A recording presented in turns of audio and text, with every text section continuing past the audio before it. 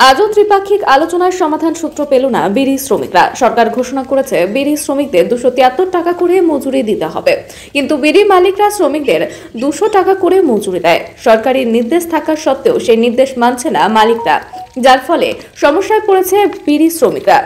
সবজি থেকে শুরু করে মুদিখানা সবই অগ্নিমূল্য। সেখানে দাঁড়িয়ে সরকারের ঘোষণার পরেও মালিকরা মজুরি বৃদ্ধি করছে না, আর সেই কারণে বিড়ি শ্রমিকরা ধর্মঘট করেছে।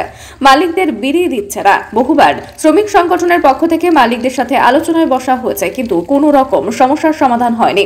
শ্রমিকদের দাবি অবিলম্বে সরকারের নির্দেশ অনুযায়ী 273 টাকা করে পারিশ্রমিক দেওয়া হোক। সমস্যায় পড়েছে কয়েক হাজার বিড়ি শ্রমিক। আজ মালিক পক্ষ, শ্রমিক পক্ষ ও শ্রম কল্যাণ দপ্তরের আধিকারিকদের বৈঠক শেষে মালিক পক্ষ 223 টাকা পর্যন্ত মজুরি দিতে রাজি হয়, কিন্তু সমস্যার সমাধান না হওয়ায় আলোচনা ভেস্তে যায়। আগামী 31শে ডিসেম্বর আবার আলোচনার দিন ধার্য হয়। আমাদের সরকারের থেকে ঘোষণা আছে 273 টাকা, আমাদের দিচ্ছে এখন 200 টাকা করে।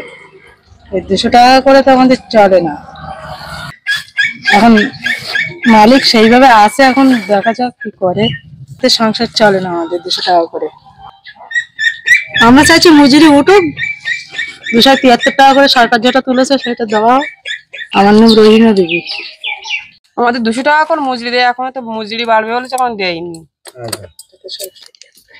273 টাকা তাইতে সংসার টংসার চলবে কি করে? 200 টাকা করে দিলে সবজির দাম বেড়ে গেছে, আলুর দাম বেড়ে গেছে, তেলের দাম বেড়ে গেছে, চলবে এটা কি করে?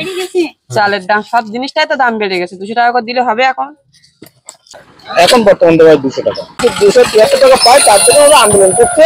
ওরা স্থায়ী কি করে 200 টাকা? তো সমস্যা পড়েছি, মার্কেটে বিড়ি না গেলে তো সমস্যা হয়। আশা করি খুব তাড়াতাড়ি সমস্যাটা মিটে যাবে। হ্যাঁ, আজকে একটা আমাদের বসিয়াটা এখন বসা আছে, আজকে সমস্যা মোটামুটি আশা করি 80% সেটেল হবে। ছাত্র মন্ডল।